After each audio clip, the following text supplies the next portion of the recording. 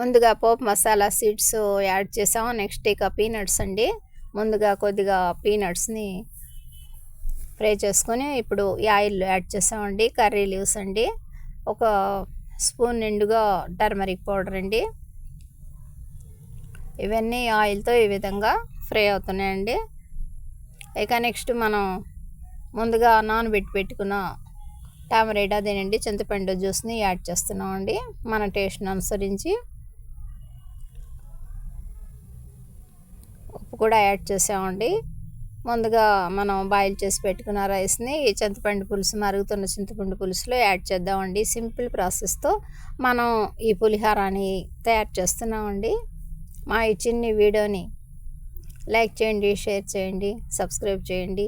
BB Shafika Sona homely kitchen shorts అండి. Rice ముందుగా కుక్కర్లో ఏ విధంగా బాయిల్ చేసి పెట్టుకున్నాం కదండి, ఆ పులుసులో ఇది రైస్ని యాడ్ చేసేస్తున్నామండి.